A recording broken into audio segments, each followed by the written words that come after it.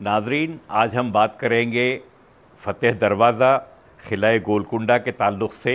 اور قلعہ گولکنڈہ جیسے آپ جانتے ہیں کہ دکن کا ایک مشہور و معروف قلعہ تھا۔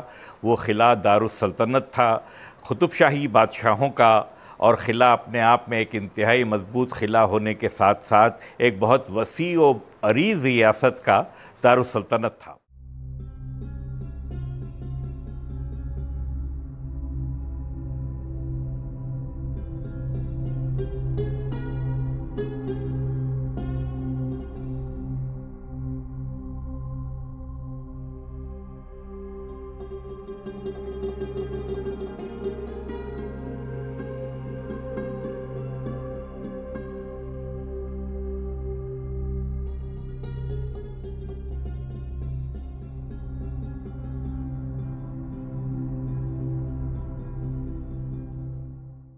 اس پر مغل حکمرانوں کی نظریں بہت پہلے سے تھیں، اور کوشش یہ تھی کہ یہاں کے حکمراں مغل بادشاہوں شہنشاہوں کے تابع دار رہیں۔ اس سلسلے میں پہلے بھی جنگیں ہوئی تھیں۔ شاہ جہاں کے زمانے میں قطب شاہیوں کے ساتھ کچھ معاہدے ہوئے تھے، اور ان معاہدوں کی روشنی میں گولکنڈہ کو کلی طور پر سلطنت دلی یعنی مغلیہ سلطنت کے تابع دار رہنا تھا۔ 1686 میں حالات اس حد تک بگڑے کہ کئی مہینوں کی سیج کے بعد، کئی مہینوں کے گھیراؤ کے بعد مغل فوجوں کو ایک کامیابی حاصل ہوئی، لیکن وہ کامیابی آسانی سے حاصل نہیں ہوئی۔ بہت سارے شدید خون خرابے کے بعد، بہت بڑی بڑی جانوں کی قربانیاں دینے کے بعد، بڑے بڑے مغل جنرلوں کی جانوں کی قربانی دینے کے بعد ان کو یہ فتح نصیب ہوئی۔ وہ فتح دروازے کے ذریعے گولکنڈہ قلعے کے اندر داخل ہو سکیں وہ فوجیں۔ جب گولکنڈہ کی فتح ہوئی 1686 میں، تو اس وقت اورنگزیب کی فوجوں کو بڑے پاپڑ بیلنے پڑے، ان کے شہزادوں کو رسوائی تک اٹھانی پڑی کہ ناکام رہے وہ قلعے کو فتح کرنے میں۔ اور بعد میں اعظم شاہ شہزادے کو بلایا گیا، ان کے ہاتھوں یہ قلعہ فتح ہوا۔ لیکن یہ قلعے کی فتح میں عبداللہ خان پنی کی کچھ مغل فوجوں کے ساتھ کیا کہتے ہیں مفاہمت ہو جانے کو بھی دخل ہے۔ انہوں نے اپنا کچھ رول پلے کیا اور قلعے کے دروازے کھول دیے۔ قلعے کا دروازہ کھل گیا، یہ فوجیں اندر چلی گئیں، اور پھر بڑا غضب کا رن پڑا قلعے کے اندر، اور بالکل بالا ہزار قلعے کے اوپر تک لڑائی ہوئی، اور بہت خون خرابے کے بعد قلعہ پوری طور سے فتح یاب ہوا۔ اور اس فتح کی خوشی میں اس دروازے کا نام اس دن سے فتح دروازہ رکھا گیا۔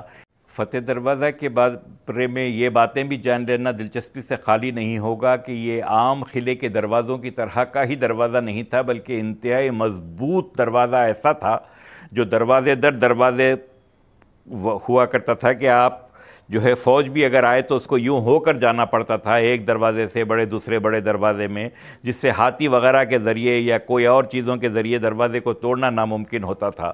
تو وہ دروازے کو اپنے دفاع کے لیے استعمال کرنے کے لیے بڑے مستعد رہیں قطب شاہی فوجیں، لیکن ساتھ ہی ساتھ یہ بھی ہے کہ وہاں پر دروازے کی حفاظت کا وہ سارا اہتمام موجود تھا جو اس دروازے کو تقریباً ناقابل تسخیر بنا دیتا تھا۔ وہاں پر فوجیوں کے رہنے کے سارے کوارٹرز تھے، قذب کا اسلحہ خانہ تھا جس میں گولہ بارود بھرا ہوا رہتا تھا، اور بڑی مضبوط قسم کی بڑی کیا کہنا چاہیے کہ اپنے زمانے کی سب سے کامیاب ترین قسم کی توپیں تھیں، جن سے دور دور تک توپ نشان نہ لگا سکتی تھی، اور فوجوں کو قریب آنے ہی نہیں دیا جاتا تھا، کیونکہ راستہ ایسا تھا کہ اس راستے سے آگے بڑھنے کا مطلب یہ کہ توپوں کا دہانہ اگر ان پہ کھول دیا جائے تو بے انتہا جانی نقصان ہو سکتا تھا۔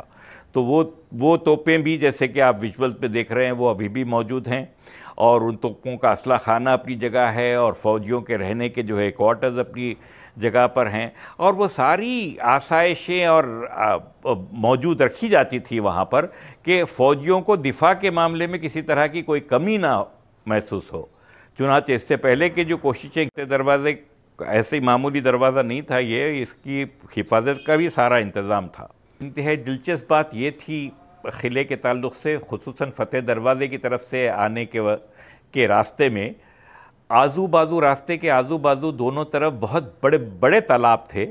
وہ تالاب آ کے قلعے کے سامنے کی خندق سے ملتے تھے، اور خندق اپنے آپ میں بہت ہی وسیع اور انتہائی گہری خندق تھی، جس میں بے انتہا پانی بھرا ہوا رہتا تھا، اور وہ پانی پورے قلعے کے اطراف ان خندقوں میں بھرا ہوا رہتا تھا، اور اس کے اندر مگرمچھ وغیرہ جیسے جانور بھی رہتے تھے، اور ان کو پار کر کے قلعے کی دیوار تک پہنچنا خود ایک بڑا کار دارت تھا.